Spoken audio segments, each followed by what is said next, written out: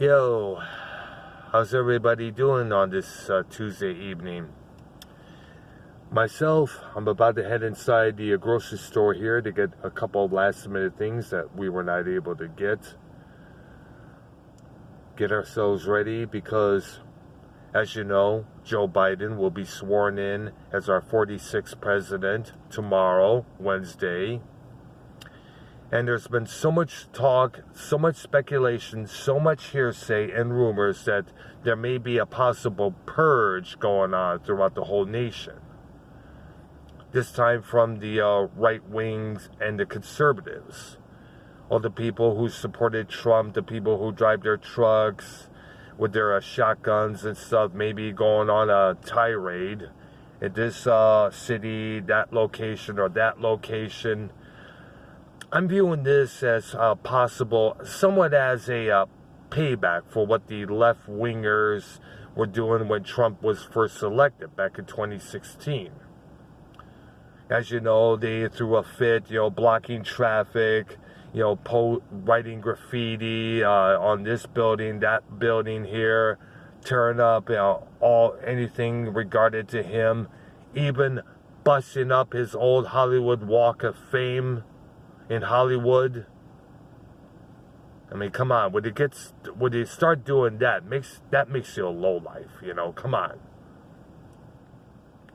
And with all the riots, all the protests that went on after the death of Floyd George last summer, people are speculating that that may happen again. Now, let me make this perfectly clear. And this goes out to the people who have been deciding to do this as their means of protesting Biden being elected. If we're going to resort to that the same way others are going to resort to when Trump first took office, that makes you an idiot. I said this before, I tried to say it the last time. The best way to protest tomorrow is simply not watch it, not pay attention to it, just mind your own business. I'm going to be at work tomorrow, so I won't be able to think about that. The only thing I ask is that under Biden, we're not going to be the same. We're not going to be in the same bullshit as we were under the Obama administration, where everybody was on food stamps, collecting unemployment, being laid off of this or that job. People struggling. God, that was a hell, and I think that's what people are expecting under We're expecting that under Biden's leadership. We do not know. Biden may have different ideas. Biden may do good for this country. We do not know. Everything is just up in the air at this point. But one more thing I want to say before I get inside to get this shit over with, before I turn into bed, is that after all this, let's not talk politics no more. Let's have no more division against one another. Let's have no more resentment towards this person or that person for disagreeing with your opinion on whichever subject. I think we need to start going back to where, even though you have different opinions on abortion or the death penalty, but yet still are able to hang out at a bar, play shoe-poo, drink a few kegs of beer. We need to start going back to that phase. Because at this point, we are no longer the United States of America. We are now the divided states of America. I'm getting myself tongue-tied, folks, so forgive me for that. I had a hard day at work, so I'm kind of still out of breath. I got home less than an hour ago. We need to start, getting along once again. And that includes, and I spoke about this before, no more of this, if you disagree with my opinion, get off my friends list. If you disagree with with my choice of candidacy, you are my enemy. If you're with me, you're my enemy. No more of that shit. We need to start abolishing that.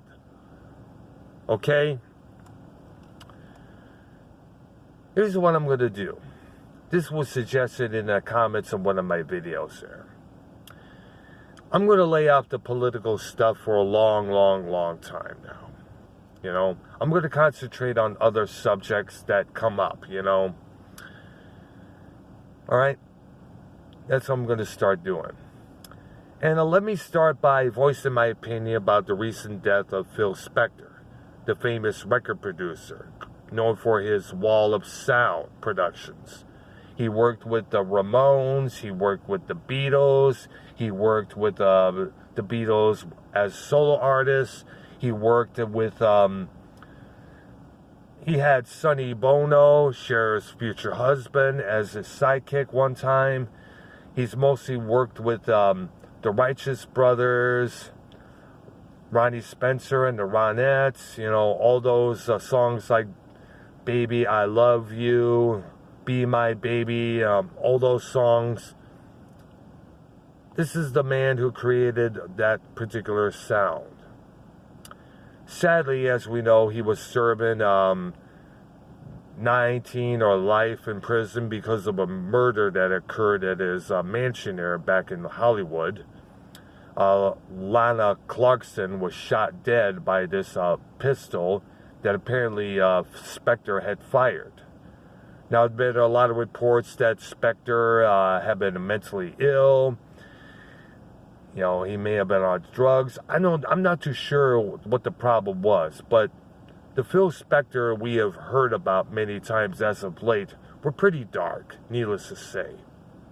Now, I don't know what I'm going to be working on this coming Thursday, but hopefully I'll be able to get on Real as Fuck TV that particular night and discuss this with those guys, the Minnesotas, Vikings fan and Super Bowl hunter. You know, and among other topics as well. In the meantime, I'm going to get inside, get this bullshit done with, turn in for the night, head to bed. What are your thoughts on what I'm just said in this vlog here? Do you agree, disagree?